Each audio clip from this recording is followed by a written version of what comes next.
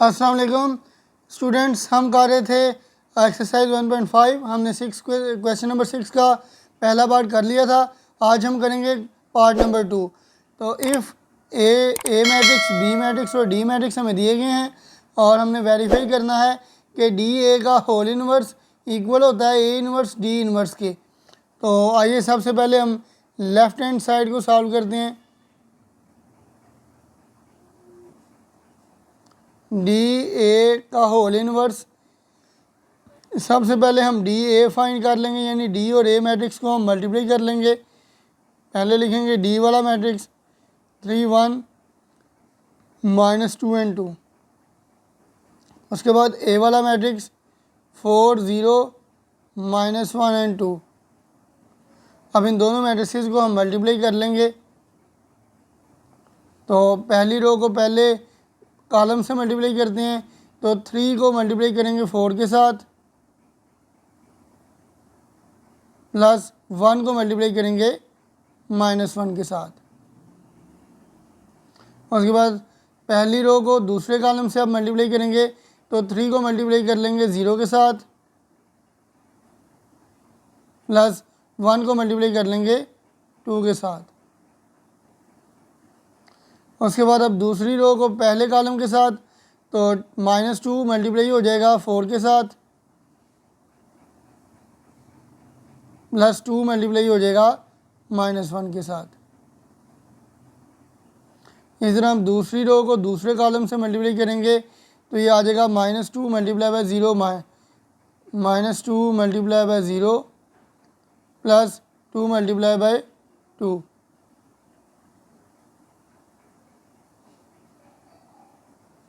3 4 time 12 plus 1 -1 time -1।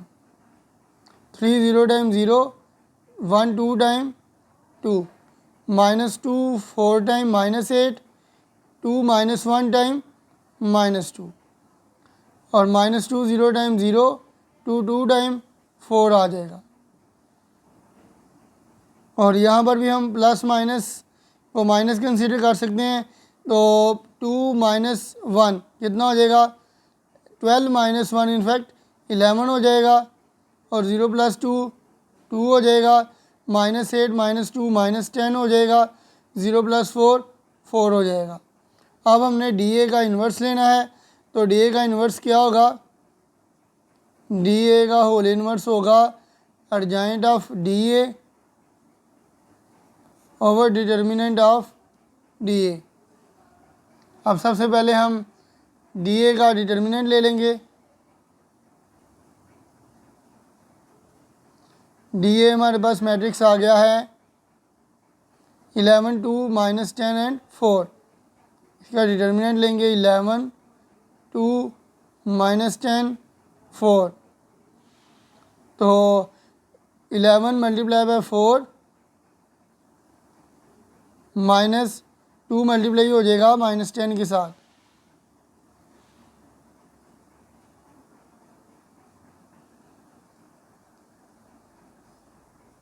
Eleven 4 time 44 आ जाएगा, minus minus plus 2 10 time 20, और 44 + 20 कितना आ जाएगा, 64 आ जाएगा। अब हम क्या करेंगे, डिटर्मिनेंट एडजॉइंट ले लेंगे डी ए का। अब एडजॉइंट ले लेंगे डी ए का,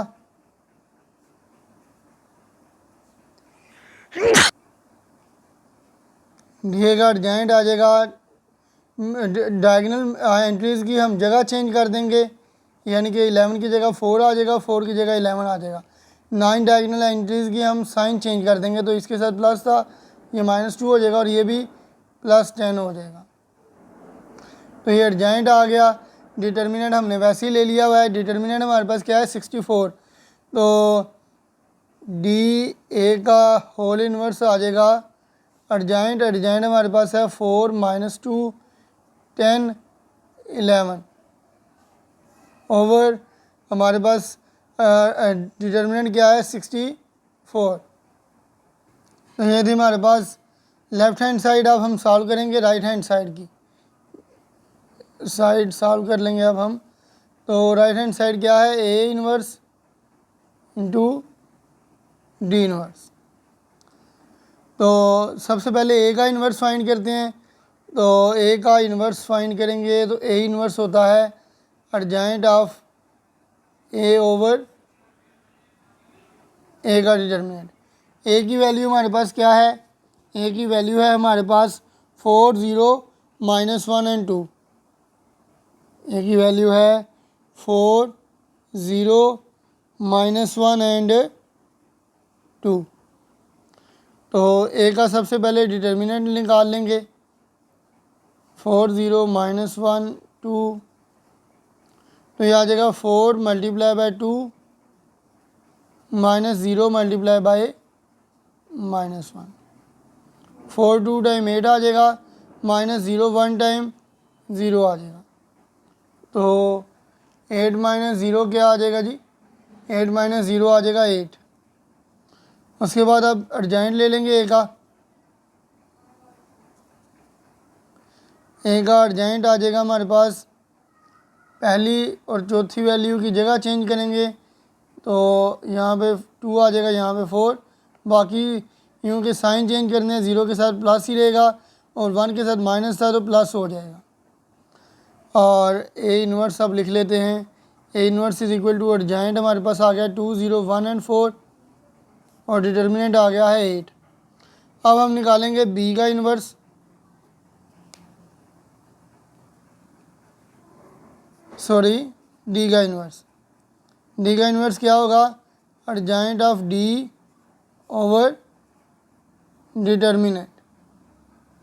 तो अब डी की वैल्यू हम लिख लेंगे पहले।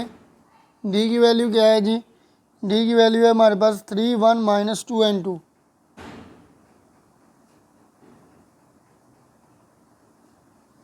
इसका हमने इन्वर्स लेना है तो डी का इन्वर्स क्या आ जाएगा? Urgent of D over determinant of D. तो सबसे पहले डी का डिटर्मिनेंट ले लेंगे, 3 1 -2 एंड 2।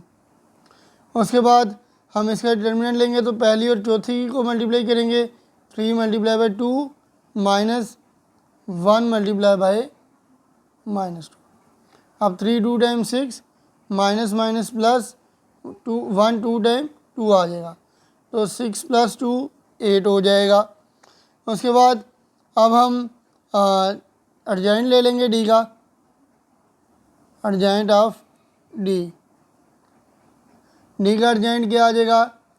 हमने डायगोनल एंट्रीज को के साइन की जगह चेंज करनी होती है। 3 की जगह 2 आ जाएगा, 2 की जगह 3 आ जाएगा। बाकी नॉन डायगोनल एंट्रीज के साइन चेंज करने होते हैं। 1 के साथ माइनस आ जाएगा और 2 के साथ प्लस आ जाएगा। अब डी इन्वर्स क्या आ जाएगा? Urgent of D 2 -1 2 3 over determinant of D यानी 8। अब डी इन्वर्स और ए इन्वर्स को हमने आपस में मल्टीप्लाई करवाना है तो लिख लेंगे G D inverse A inverse into D inverse. सबसे पहले ए का इन्वर्स लिख लेंगे। ए का इन्वर्स हमारे पास क्या आया था? ए का इन्वर्स हमारे पास आया था 2 0 2 0 1 4 ओवर 8। तो ये लिख लेंगे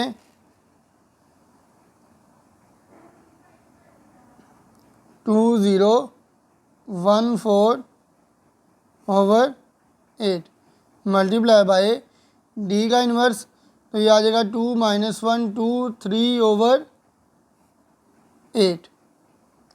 8 के साथ मल्टीप्लाई हो जाएगा तो ये 64 आ जाएगा। अब हमने इनको आपस में मल्टीप्लाई करवाना है तो पहली रो को पहले कॉलम से मल्टीप्लाई करवाएंगे तो 2 मल्टीप्लाई हो जाएगा 2 के साथ तो डायरेक्ट लिख लेते हैं जी 4। 0 मल्टीप्लाई होगा 2 के साथ तो ये आ जाएगा 0। उसके बाद पहली रो को दूसरे कॉलम से मल्टीप्लाई करवाएंगे तो 2 मल्टीप्लाई होगा -1 से तो ये आ जाएगा -2। 0 मल्टीप्लाई होगा 3 के साथ तो ये 0 आ जाएगा। उसके बाद दूसरी रो को पहले कॉलम से मल्टीप्लाई करवाएंगे 1 2 टाइम 2 प्लस 4 2 टाइम 8। उसके बाद दूसरी रो को दूसरे कॉलम से मल्टीप्लाई करवाएंगे तो 1 -1 टाइम -1 4 मल्टीप्लाई बाय 3 होगा तो 12 हो जाएगा। इसके बाद ये आ जाएगा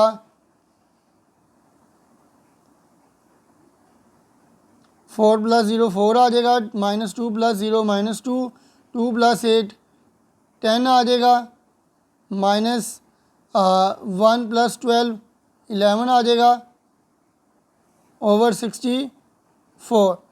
तो हमारे पास लेफ़्ट हैंड साइड का आंसर क्या है? लेफ़्ट हैंड साइड का आंसर हमारे पास आया था 4 -2 10 11 ओवर 64। तो राइट हैंड साइड का आंसर भी हमारे पास 4 -2 10 11 ओवर 64 ही आया है। तो हम कह सकते हैं कि left hand side is equal to right hand side, और इसका मतलब क्या है कि हैंस